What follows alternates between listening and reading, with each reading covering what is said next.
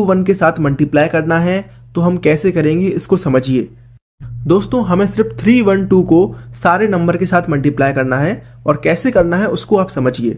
सबसे पहले हम 312 को नीचे वाले नंबर की लास्ट डिजिट के साथ मल्टीप्लाई करेंगे, यानी कि 312 को 1 के साथ मल्टीप्लाई करेंगे तो आएगा 312, हमने यहाँ पर लिख दिया। इसके बाद हम 312 को दूसरी डिजिट के साथ मल्टीप्लाई करेंगे यानी कि 2 के साथ। तो 312 को 2 के साथ मल्टीप्लाई किया, आया 624। 624 को हमें 312 के नीचे लिख देना है, लेकिन लास्ट में एक जीरो लगा देना है कुछ इस तरीके से, राइट। इसके बाद हम क्या करेंगे, 312 को पहली डिजिट के साथ मल्टीप्लाई करेंगे यानी कि 1 के साथ, तो आएगा 312 और उसको हमें इसके नीचे लिख देना है। लेकिन दोस्तों इस बार हमें एक की जगह 2 जीरो लगाने हैं कुछ इस तरीके से। बस इसके बाद आपको इन सबको ऐड कर देना है और आपका आंसर निकल आएगा। जब आप इनको ऐड करेंगे तो आपका आंसर आएगा 37752 और दोस्तों यही हमारा आंसर है। एक और एग्जांपल मैं आपको बताता हूं। मान लीजिए दोस्तों हमें इस बार 456 को 213 के साथ मल्टीप्लाई करना है। तो सबसे पहला काम क्या है, 456 को नीचे वाले नंबर की आखिरी डिजिट के साथ मल्टीप्लाई करना है यानी कि 3 के साथ। तो 456 को 3 के साथ मल्टीप्लाई किया, आया 1368, हमने लिख दिया 1368। इसके बाद हम 456 को मल्टीप्लाई करेंगे बीच वाली डिजिट यानी कि 1 के साथ, तो आएगा 456, हमने उसको इसके नीचे लिख दिया लेकिन लास्ट में एक जीरो लगाएंगे।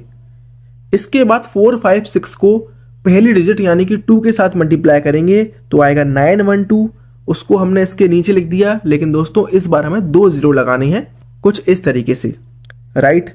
इसके बाद इनको ऐड कर देंगे तो हमारा आंसर आएगा 97128 और दोस्तों यही इस मल्टीप्लिकेशन का आंसर होगा। हो सकता है आप में से कई लोगों को लगे कि ये ट्रिक बहुत ही ज़्यादा टाइम टेकिंग है, लेकिन दोस्तों जब आप इसके यूज्ड टू हो जाएंगे तो आप बहुत ही आसानी से आंसर निकाल पाएंगे। तो ये थी हमारी वैदिक मैथमेटिक्स की ट्रिक। मुझे पूरी उम्मीद है कि आप सभी को हमारी ये ट्रिक बहुत ज़्यादा पसंद आई होगी। Thank you for watching.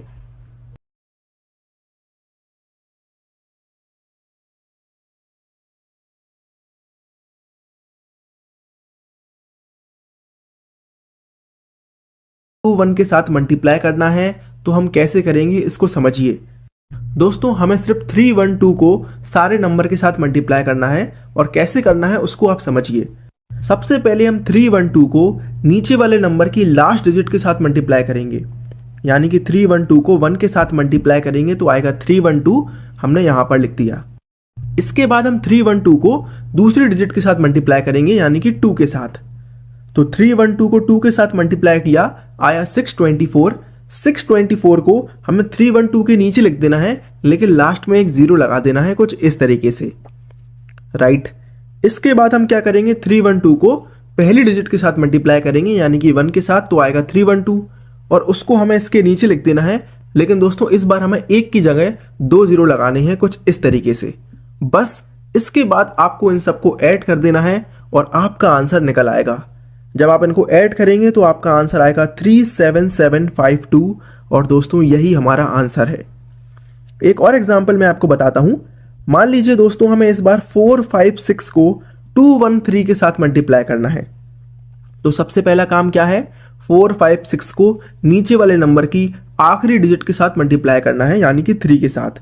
तो 456 को 3 के साथ मल्टीप्लाई किया, आया 1368, हमने लिख दिया 1368। इसके बाद हम 456 को मल्टीप्लाई करेंगे बीच वाली डिजिट यानी कि 1 के साथ, तो आएगा 456, हमने उसको इसके नीचे लिख दिया लेकिन लास्ट में एक जीरो लगाएंगे। इसके बाद 456 को पहली डिजिट यानी कि 2 के साथ मल्टीप्लाई करेंगे तो आएगा 912, उसको हमने इसके नीचे लिख दिया लेकिन दोस्तों इस बार हमें 2 जीरो लगाने हैं कुछ इस तरीके से, राइट। इसके बाद इनको ऐड कर देंगे तो हमारा आंसर आएगा 97128 और दोस्तों यही इस मल्टीप्लिकेशन का आंसर होगा। हो सकता है आप में से कई लोगों को लगे कि ये ट्रिक बहुत ही ज़्यादा टाइम टेकिंग है, लेकिन दोस्तों जब आप इसके यूज्ड टू हो जाएंगे तो आप बहुत ही आसानी से आंसर निकाल पाएंगे। तो ये थी हमारी वैदिक मैथमेटिक्स की ट्रिक। मुझे पूरी उम्मीद है कि आप सभी को हमारी ये ट्रिक बहुत ज़्यादा पसंद आई होगी। Thank you for watching.